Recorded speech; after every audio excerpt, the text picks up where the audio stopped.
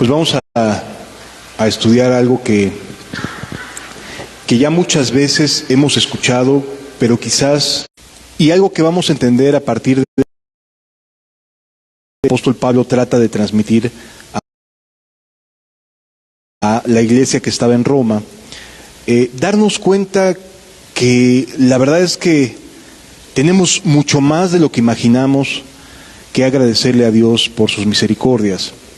Dice el libro de Romanos en el capítulo número 1, pasaría a verlos,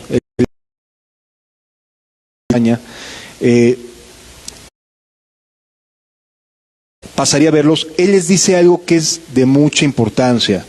Dice el versículo 16, porque no me avergüenzo del Evangelio, porque es poder de Dios para salvación a todo aquel que cree. Cambios profundos en la vida de las personas, lo que aquí nos quiere transmitir el Evangelio.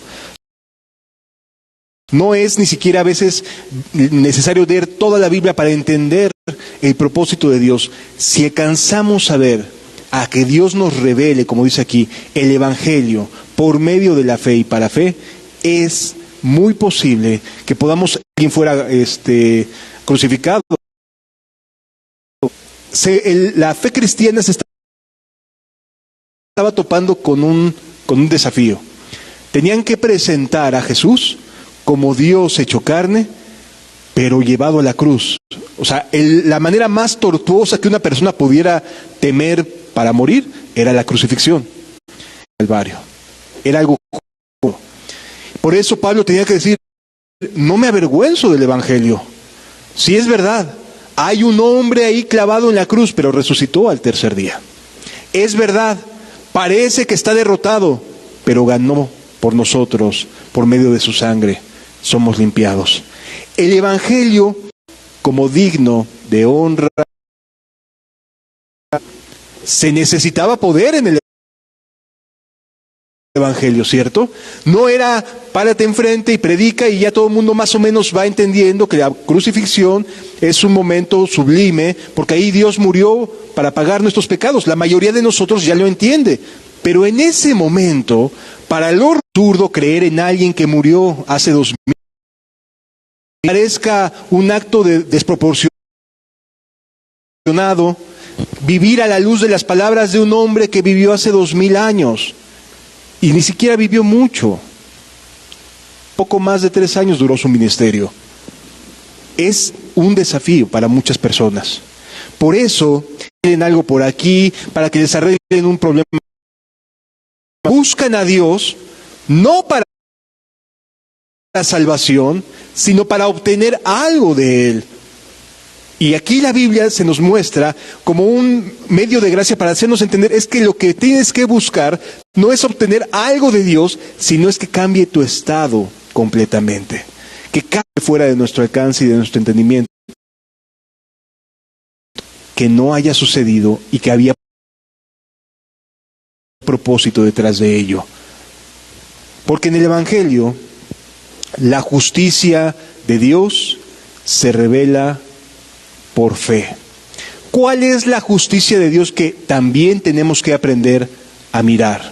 Él mismo, Dios, le testifica a Moisés su carácter, porque dice que es Jehová grande en misericordia y verdad, tardo para la ira y grande en misericordia, que no tendrá por inocente al que es culpable, pero que hace misericordia sobre miles, sobre millares.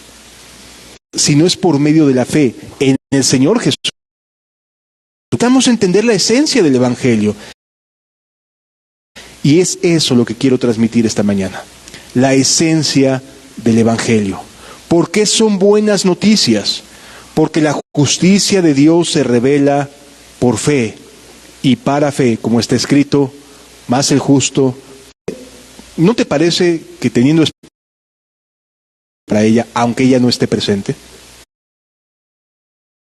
aunque ella no te esté mirando, es por fidelidad? Y me dice, pues es que yo le proveo todo, yo le doy para comer, etcétera, yo no le veo nada de malo. Le digo, una pregunta, si tú tuvieras, no te gusta que te hagan esto, que no te gusta esta información o esta manera de ser, porque tú sí la justificas, porque tú sí la permites en tu propia vida. Es que somos hombres. ¿Y eso qué? O sea, ¿te hace más hombre codiciar o no codiciar? Son normales, que no podemos cambiar. Jamás su rama endereza, decimos en México, ¿no? Y es una falsedad, es una mentira. Dios sí cambia, porque lo que hace es que corta de raíz. Lo corta de raíz, vuelve a nacer. Sí. No mueve la rama, la quita. O sea, ir más adelante, mentiroso. Puede mentir a alguien para que se le diga mentiroso. De una en adelante, las que quieras, pero desde la primera. No se necesita ser alguien practicante del robo para que te digan ratero. ¿O sí? Una vez y listo, el teléfono. O sea, ¿cuántas veces estás todo el tiempo mirando cosas y haciendo cosas incorrectas? ¿Sí? Y tu conciencia lo sabe. Continúa diciendo la Biblia en el versículo número 18. Y entendamos esta parte que a veces no nos gusta entender. Dios sí está guardado contra los que practican cosas o actividades injustas. Sí está airado. Dice el siguiente pasaje, el 19.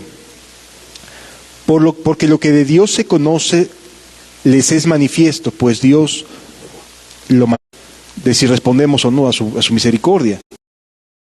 Que dice, porque lo que de Dios se conoce les es manifiesto. O sea, para todas las personas, lo mismo es asesinar aquí que en China. No importa que el país se diga comunista. Para ellos, asesinar es lo mismo que aquí. A lo mejor los hombres que detienen injusticia la verdad, porque lo que de Dios se conoce les es manifiesto, pues Dios lo manifestó. Porque las cosas invisibles de Él, su eterno poder y deidad, se hacen claramente visibles desde la creación del mundo, siendo entendido por medio de las cosas hechas, de modo que no tienen excusa. Si está enojado,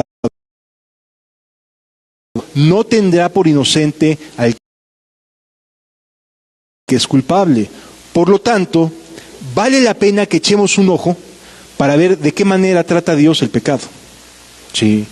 ¿De qué forma se cumple la justicia? Vamos, por favor, al libro de Isaías, capítulo 53.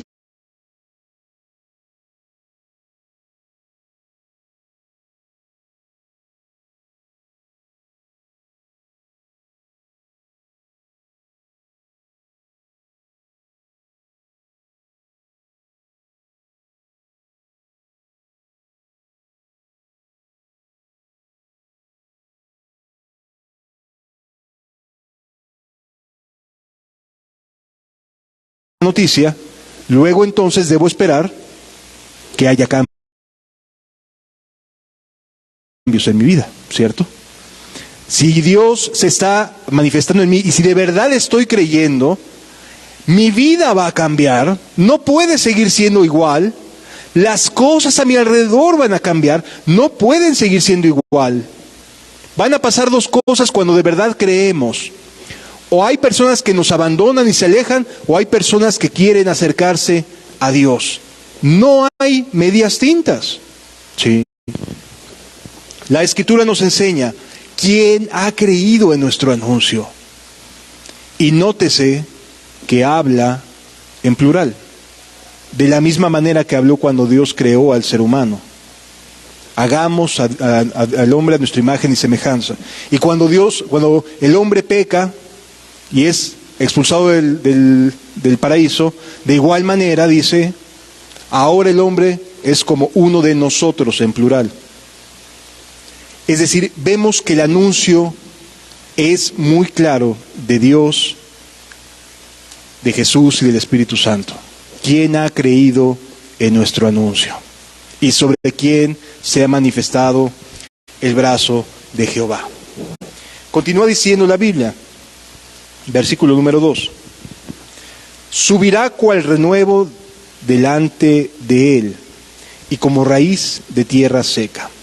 Jesús viene al mundo en el peor momento de aquella época que podía haber. No había peor instante para llegar al mundo que estar bajo el Imperio Romano. ¿Por qué? Porque el Imperio Romano tuvo capacidad de hacer lo que otros imperios no habían logrado: comunicaciones, carreteras o caminos, mejor dicho, ¿sí?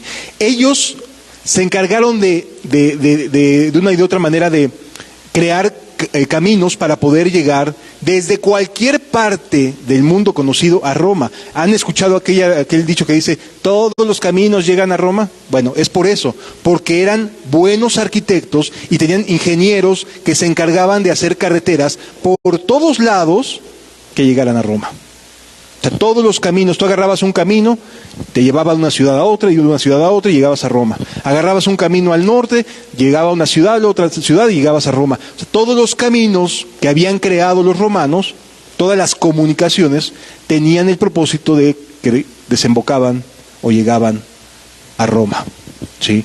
De ahí viene el dicho de que todos los caminos llegan a Roma.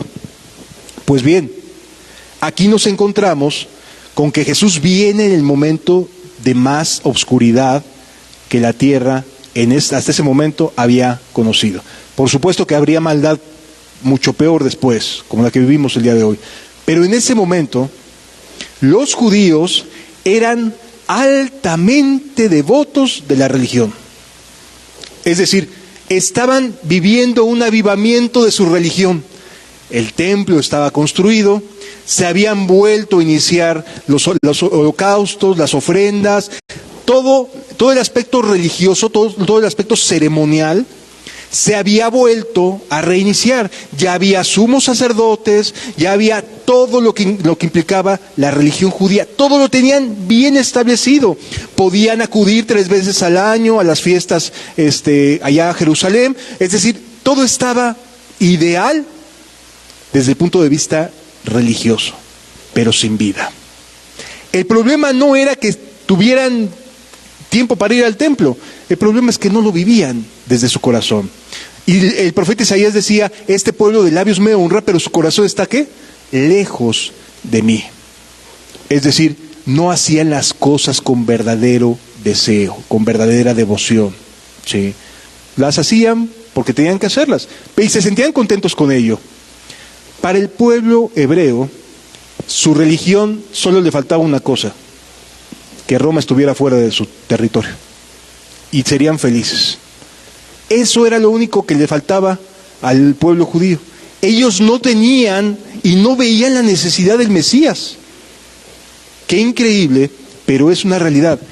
El momento de mayor oscuridad no tenía que ver necesariamente con circunstancias externas, sino con circunstancias internas. El Mesías iba a llegar cuando el pueblo de Israel creía estar en el mejor momento espiritual que tenían. Veían los templos, le enseñan a Jesús, ¿no? Mira los templos, Señor, qué hermosos edificios. Estaban orgullosos de su Jerusalén, estaban orgullosos de su religión. Y entonces nos encontramos que el mensaje de salvación llegó en el momento en el cual la gente no decía, yo quiero, yo necesito, sino llegó en el momento en que la gente no tenía necesidad de creer en ese anuncio porque tenían felicidad con su religión, aunque en esencia su corazón estuviera frío y apagado, ¿sí? El Mesías llegó en el momento en que pocos estaban dispuestos a creer en su anuncio. Por eso dice la Escritura, ¿quién ha creído a nuestro anuncio? Y aún más, los que llegaban a escuchar y decían, este tiene algo distinto, esto es de Dios, algo diferente estoy notando, no permitían, no reflejaban el brazo de Jehová que venía para salvar. Qué desierto tan gigantesco en medio de la religión, en medio de una religión que tuvo su momento, pero que ya no era su momento. Venía un nuevo pacto, ¿sí? Y este nuevo pacto traía cosas maravillosas. Un corazón nuevo, un espíritu nuevo, una motivación nueva. Volver a nacer era una realidad. Porque no me avergüenzo del Evangelio, porque es poder de Dios. ¿Para qué? ¿Para seguir siendo el mismo? No. ¿Para medio mejorar? ¿Para tapar algunos huecos que mi vida creo que necesita taparse? No. Para salvación. Tu vida no necesita un poco más de Dios. Necesita que vuelvas a Dios de todo corazón. No necesita un poquito más de pintura. Necesita que vuelvas tu corazón a Dios, que se vuelva a avivar el fuego que había, si es que alguna vez lo hubo. Es decir, se necesita de Dios. Pero ¿quién ha creído en el anuncio? Cuando todos nos sentimos buenos, cuando todos nos sentimos satisfechos, ¿quién ha creído en nuestro anuncio? Versículo 2 dice, subirá cual renuevo delante de él y como raíz de tierra seca. Jerusalén era una tierra seca, a pesar de que tenían su religión. Un renuevo es aquella planta que se vuelve a surgir en un tronco que ya estaba cortado, ¿sí? O que ya estaba seco. Un renuevo es esa pequeña nueva vida verde en medio de lo que no había, donde ya no había vida, donde ya estaba seco el tronco. Ese es un renuevo. En este ambiente llega Jesús. En un ambiente donde desde la perspectiva de Dios necesitaban ayuda. Pero desde la perspectiva del hombre, estoy bien. No lo necesito. Sí, quizás algunos detallitos, pero bueno. Oye, lo necesitas. Se necesita de Dios para caminar con Cristo. Necesitamos a Cristo para ser cristianos. No solo las formas y lo que aprendamos de Él, sino se necesita a Cristo en nuestros corazones para ser cristianos. No hay parecer en Él ni hermosura, dice el mismo versículo. O sea, a Jesús no lo volteaban a ver y decían, ay, qué buena imagen tiene. Qué buena presencia tiene. No, yo sí lo sigo. Me da confianza. No, Jesús era un típico hombre judío, tan promedio como cualquier otro, de barba, nariz aguileña. Así eran los judíos y lo siguen siendo hasta el día de hoy. Y entonces era un típico, no había algo que destacar físicamente en Jesús. Y llega en un momento de completo sequedal desde la perspectiva de Dios, pero desde la perspectiva del hombre estaban bien, pero además no traía ningún atributo físico como que destacara en medio de todos. Por ejemplo, Saúl sí destacaba, era el más alto de todas las tribus. Era un hombre muy alto, el rey de Israel, primer rey de Israel. Es decir, había características físicas que hacían que despuntara el rey Saúl. Jesús no. Así que imagínate el escenario. Todo el mundo pensaba que estaba bien, su templo, etcétera, padrísimo. Pero además Jesús es un hombre común, como los demás, sin nada destacable desde el punto de vista físico. Más inatractivo para que le deseemos. Versículo 3. Despreciado y desechado. A Jesús lo despreciaron una y otra vez. Muchas veces buscamos encontrarnos con Jesús a través de sus milagros. Y está bien. Pero también los evangelios nos narran las veces que fue despreciado.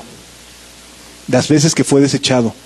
¿Cuántas veces los fariseos y los líderes querían echarle mano y matarlo y deshacerse de él? Es decir, Jesús quizás para nosotros pueda ser un motivo de anhelo, de despertarse y querer seguirlo, pero para otros Jesús no vale la pena. Jesús no tiene sentido seguirlo. Estamos en un mundo mucho más moderno. Eso es retrógrada, es falso, tiene mucho tiempo. Jesús sigue siendo desechado el día de hoy, lo mismo que en aquella época. Las palabras de Jesús no hayan cabida en los corazones el día de hoy, lo mismo que en aquella época. Despreciado y desechado entre los hombres. Así lo cataloga la Biblia. Vino en el momento donde la gente se creía más religiosa y era desechado y despreciado. Varón de dolores, experimentado en quebranto. Y como que escondimos de él el rostro, fue menospreciado y no lo estimamos. La gente de aquella época y de hoy sigue teniendo la misma actitud con él. Sigue teniendo la misma actitud. No confío en él, no creo en él. Sus palabras hay que revisarlas bien, a ver qué puedo agarrar de esto, de aquello, qué me beneficia de aquí, qué me beneficia de allá. Es decir, de verdad no lo toman en serio. No le dan todo el peso a sus palabras, a cada una de las enseñanzas que dio. No les interesa. Sí. Pero él fue varón de dolores, experimentado en quebranto, y como que escondimos de él como que escondimos de él el rostro. ¿A poco no cuando algo te pega, algo te está pegando, como que dices, ay, ¿dónde me escondo? Como la avestruz, ¿no? ¿Dónde meto la cabeza? ¿Por qué? Porque me está pegando. Vale la pena que digamos, Señor, sígueme pegando, pero no me dejes. No permitas que me siga enfriando. No permitas que siga mi vida en un declive. No, Señor. Dame la oportunidad de volver a empezar. Dame la oportunidad de que se vuelva a encender el fuego.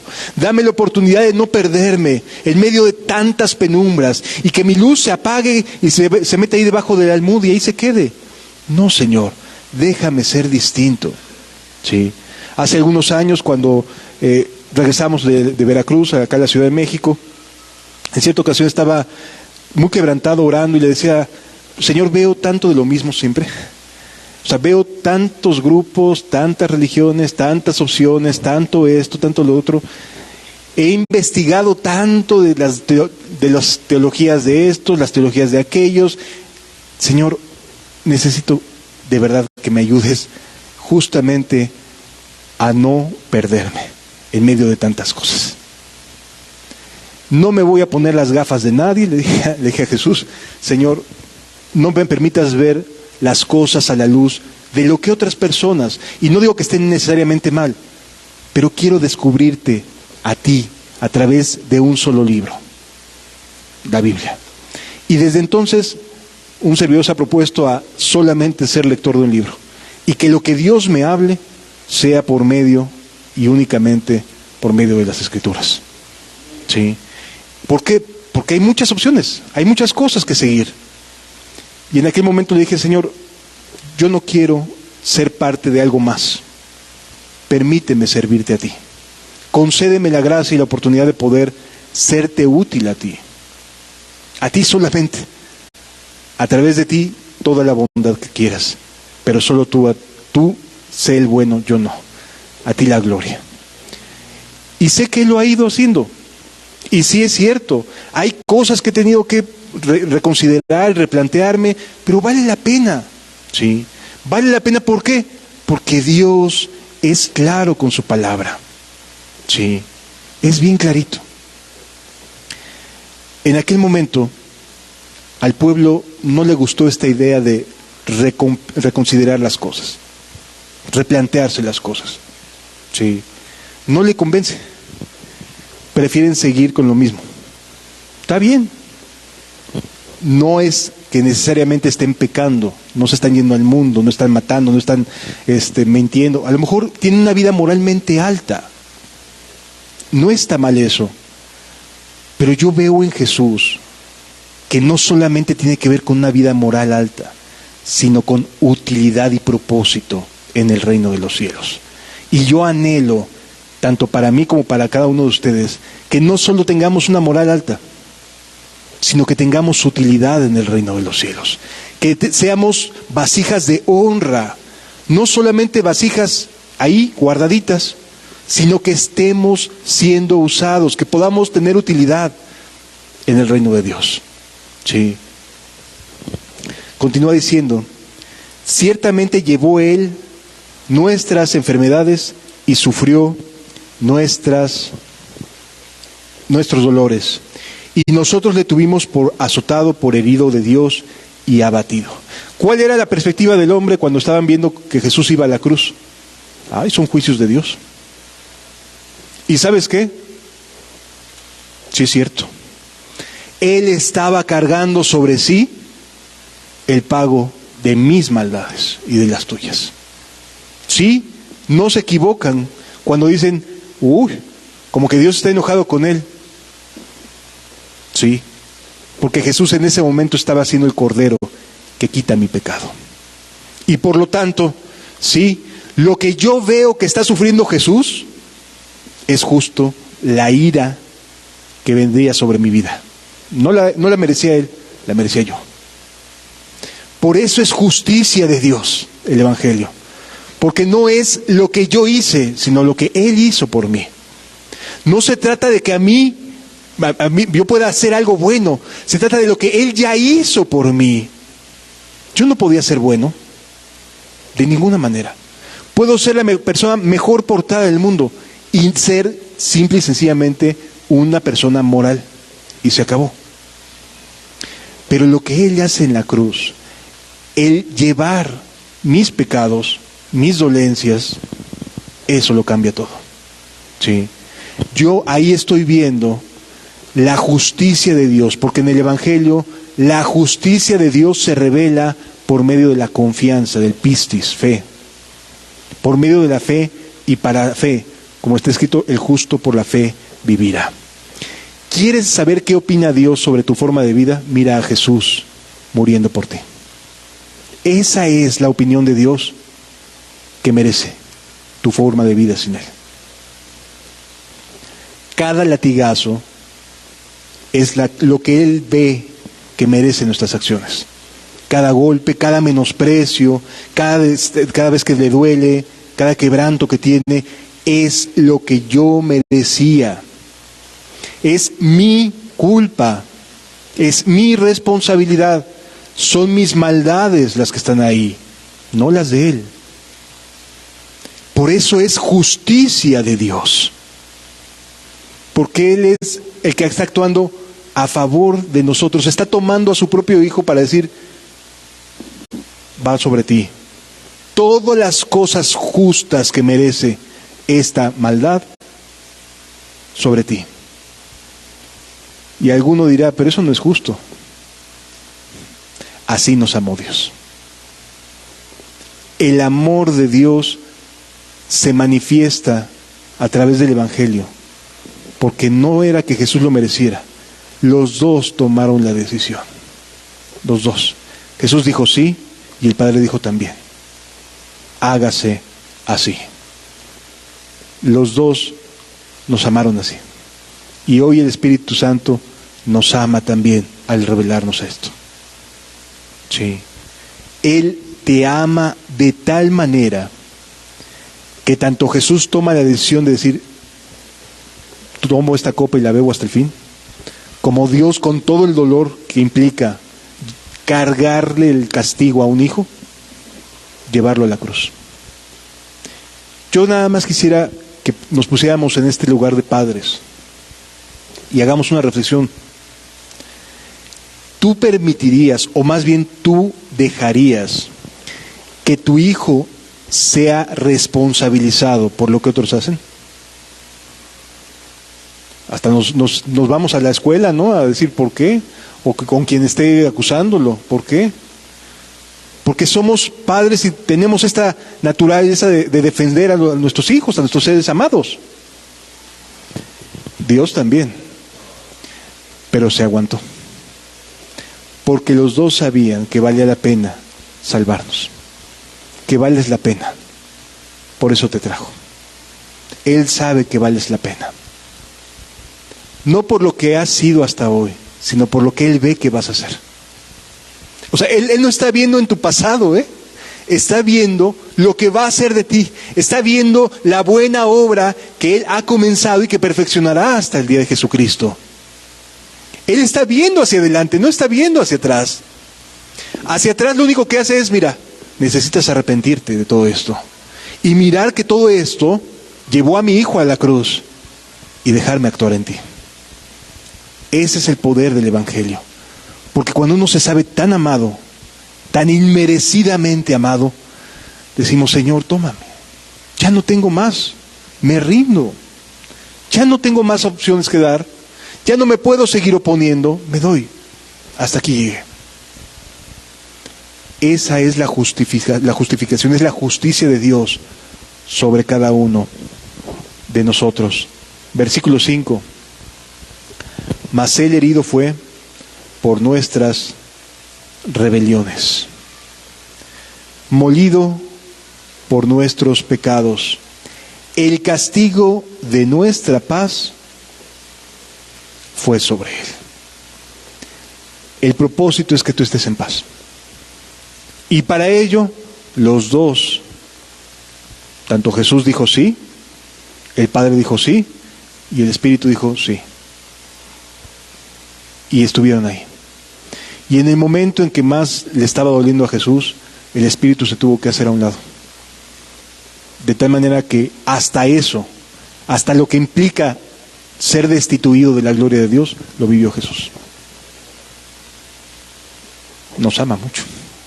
Tiene compasión de nosotros. Y desea de todo corazón que tu vida la entregues a Él. De todo corazón lo desea. Pero ¿quién ha creído en el anuncio?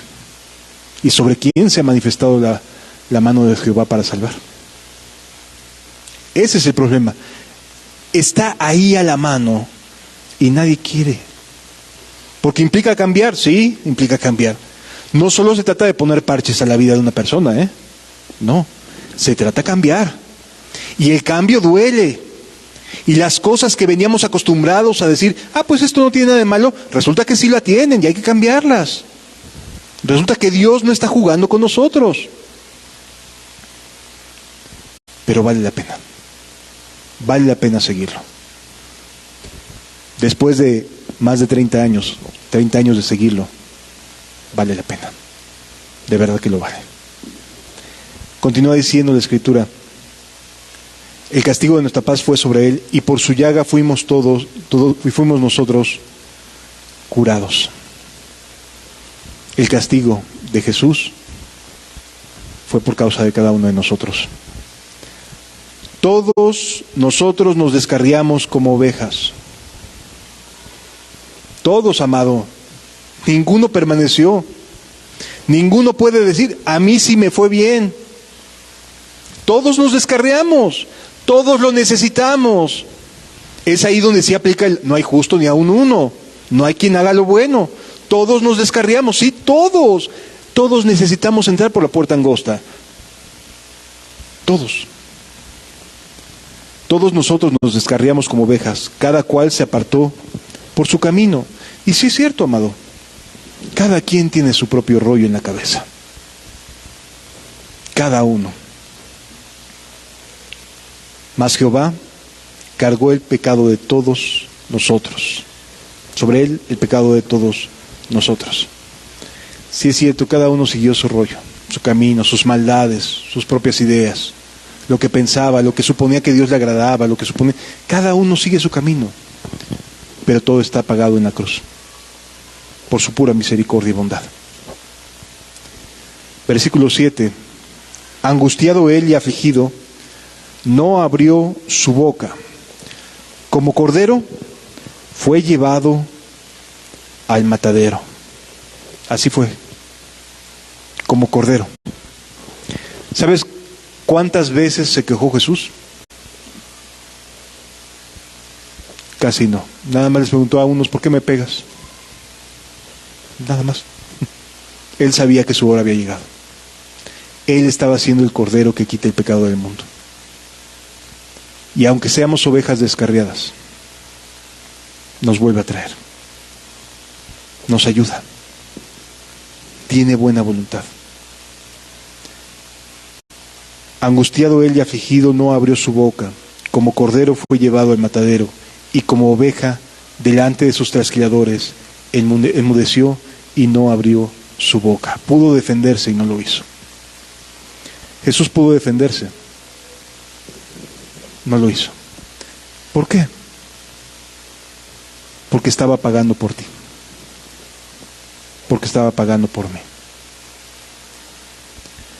Si Él hubiera abierto su boca, entonces habría queja en su corazón. Y entonces no habría cumplido su propósito. pero ni siquiera se quejó, ni una sola vez dijo, ya no quiero seguir. En el peor momento dijo, sí es posible, pero de ahí en fuera ya él decidió entrar y fue llevado a la cruz. Por cárcel y por juicio fue quitado, y su generación, ¿quién la contará? ¿Cuál es su generación? Aquellos que decidimos creer en el anuncio de Jehová. Aquellos que creemos, que tenemos fe en que el Evangelio es poder de Dios para salvación. Ellos son esas personas a las que se refiere su generación. ¿Quién la contará? Porque fue contado de la tierra de los vivientes, y por la rebelión de mi pueblo fue herido. Y se dispuso con los impíos su sepultura, mas con los ricos fue su muerte, aunque nunca hizo maldad, ni hubo engaño en su boca. Con todo eso, a pesar de que no se lo merecía, Jehová quiso quebrantarlo, sujetándole a padecimiento. Cuando haya puesto su vida por expiación en expiación por el pecado, verá linaje, vivirá por largos días, y la voluntad de Jehová será sobre su mano prosperada. Por Él estamos aquí. Por Jesús estamos aquí. Porque su mano ha sido prosperada. Porque su sacrificio ha valido la pena. Verá el fruto de su aflicción, o sea, tú. ¿Y qué dice? Y quedará satisfecho. Jesús está feliz de que estés aquí. Jesús está feliz, hay una sonrisa en Él de que lo estés siguiendo, de que hayas abandonado pecados, de que sí es cierto, tienes luchas, pero estás luchando por seguirlo, y Él está contento con eso, y te va a ayudar, por supuesto que sí, no tengas miedo. Verá el fruto de su aflicción y quedará, de su alma, y quedará satisfecho.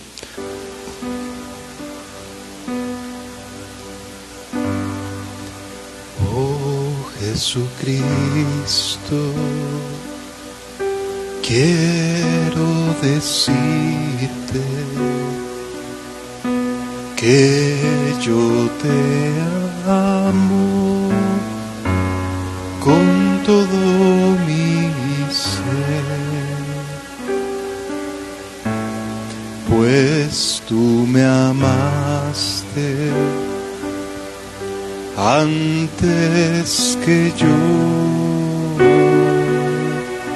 y derramaste tu vida por mí. Oh Jesucristo,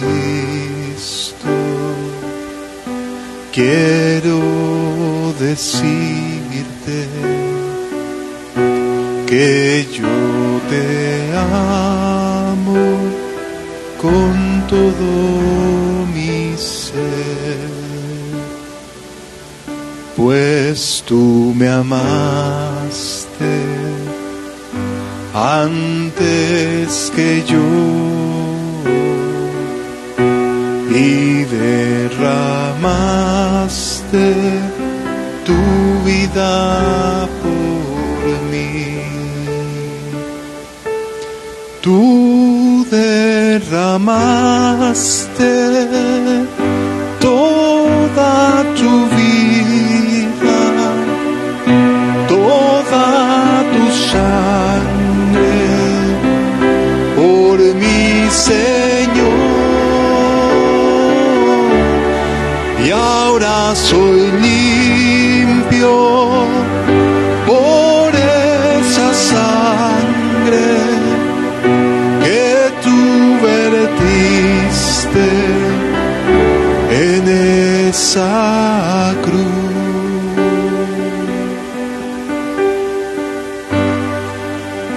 Derrama tu corazón delante de Él. Llena tu corazón de gratitud. No seas como aquellos judíos que pensaban que todo estaba bien y que no había necesidad. Y cuando vino el Mesías, no lo pudieron reconocer. Al contrario, lo llevaron a la cruz. ¿Quién ha creído en nuestro anuncio? Oh Jesucristo, quiero decirte que yo te amo con todo mi ser, pues tú me amaste antes que yo y derramaste tu vida por mí.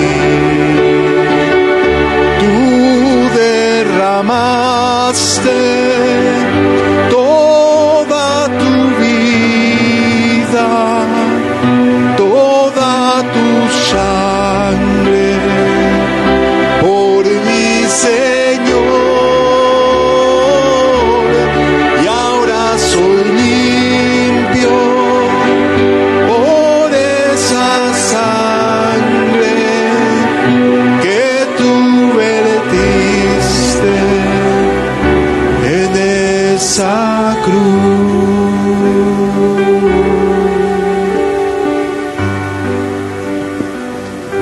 Señor, gracias. Gracias, Señor.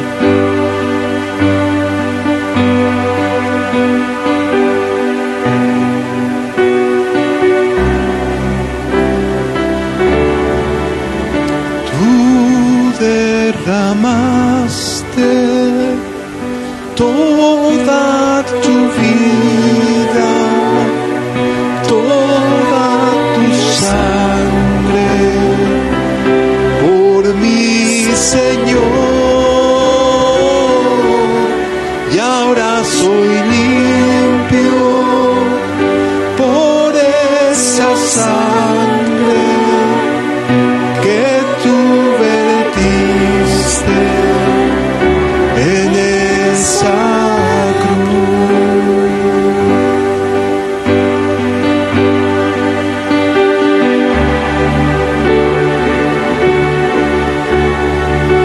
Gracias, Señor. Vengo a ti hoy, Señor, a rendir mi corazón. Quiero más de ti. Toma mi necesidad, dame tu preciosa paz. Quiero más de ti. Dame, dame, dame más de ti. Bendito Señor. Dame, dame, dame más de ti. Quiero más. Quiero más de ti.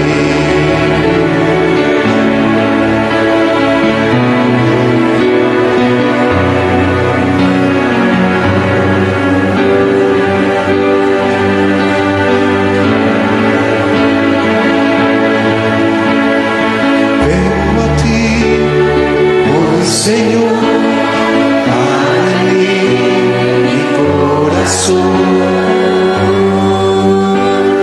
Quiero más de ti. Toma mi necesidad, dame tu preciosa paz. Quiero más de ti. Dame, dame,